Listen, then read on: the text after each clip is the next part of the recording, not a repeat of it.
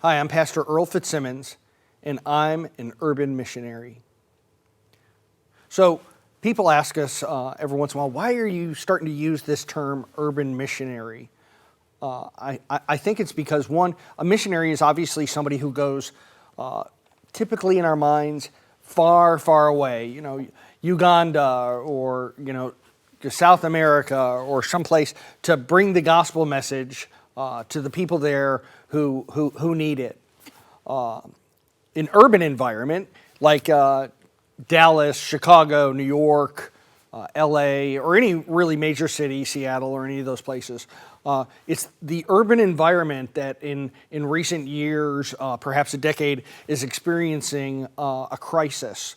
So here in Dallas, homelessness and hunger are a serious crisis. So we consider ourselves urban missionaries because we do the same thing that the people do in foreign countries right here in our city of Dallas, Texas. So one thing that a lot of people don't know is that all the staff members of Bring the Light Ministries, past, present, and future, it is their responsibility to raise their own personal support. That means the money that they raise for their personal support, for their salary, they're responsible for raising that money for their bi-monthly paycheck. So let me just say that again. If people don't give to their personal support funds, which all you have to do is go to the drop down and you'll see Maria, P.S., personal support, Pastor Earl, P.S., that's personal support, then there's not really funds for the people to get paid. And it's an awkward discussion, but it's the reality. If somebody was going overseas, they'd raise their personal support. We're not going to send somebody to some foreign country without money to pay for their, means of support. They got to live. They got to have rent. They got to have food. So we've adopted that attitude. Even though we're here in America, it's the same thing. Bringing the gospel and meeting the needs of people here in America is no different, no less important than it is for foreign countries. As I said before, I am Earl Fitzsimmons. I consider myself an urban missionary, and I'm founder and CEO of Bring the Light Ministries. The background of that is this year, 2023, I celebrated 17 years sobriety. I come from a very traditional 12-step background.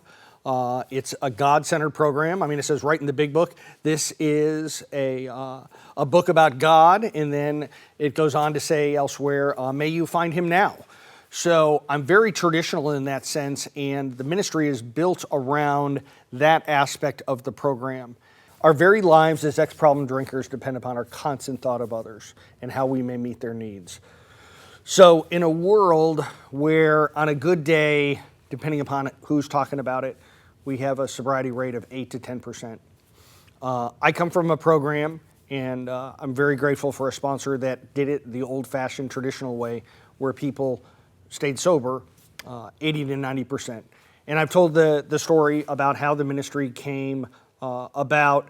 I was very young in sobriety, probably about a month and a half, and was getting kind of squirrely, meaning I was looking like I was going to relapse. And so the old timers kind of pulled me aside and said, hey, you need to go help somebody or you're going to relapse. You're going to have a drink. And I don't remember exactly what they said, but that was the idea. And 17 years ago, they used to send me to the local grocery store, and I used to carry old ladies' groceries. Today, if you did that, of course, you'd probably get arrested. But that's the principle. I went, and everybody chipped in. The story goes, I had $3.18 in my pocket, and everybody chipped in. I bought 20 tacos, and unbeknownst to them, I drove downtown to where I used to buy crack, and I fed 20 people. I gave out 20 tacos.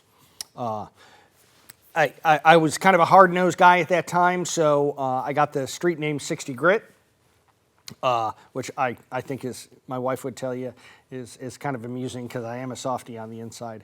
But the point of the matter is that my sobriety was based on helping other people. And it's worked for 17 years to the point where about 2012, 2013, after a really hard breakup, a couple of pastors asked me to start teaching, and I was working with them. And after a while, they said, you know, you do what we don't do, and so we want to empower you to do it. We think you should study to be ordained.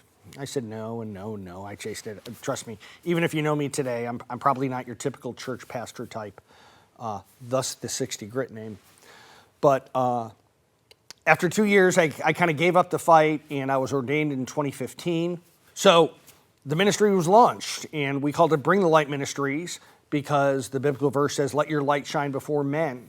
And it doesn't stop there. It says, so that they can see your good works, now that we're saved by good works, but your good works glorify God. It's a must. We in society toss about the biblical phrase of that which you do to the least of these, you do to me. But we at the ministry have taken it seriously. That's why we categorize ourselves as urban missionaries, because the gospel specifically says Jerusalem, Judea, and Samaria. In the recent years, the last 2 or 3 decades, working in inner cities has, become out of favor, so to speak. I'm not criticizing our churches or biblical organizations. I'm just saying we've kind of forgotten about this aspect. We'll have huge campaigns and dedicate Sundays to supporting foreign missions and send our people and our young people, to foreign countries. And as we drive to the airport, we're passing the hungry and the impoverished and not even give a thought about it. It isn't the most glitzy aspect of ministry, but it needs to be done. It's incredible the stories that we've heard, and this year we're looking forward to being able to provide some of those on a regular basis. But right now, in this time of need, I'm asking you to help me lead this organization, continue to grow it to where we can meet the need and exceed what we did this year. So here's how to give to my personal support. You go to our webpage, the giving page, and it'll take you to the giving portal. There's a drop down there that says outreach. You click on the arrow and you go all the way down to the bottom and you're going to see Pastor Earl PS, personal support. Click on that, make your donation like you normally would, and there you have it. You've given so that I can continue to be an urban missionary, and I thank you for your support. I'm Pastor Earl Fitzsimmons, and I'm an urban missionary.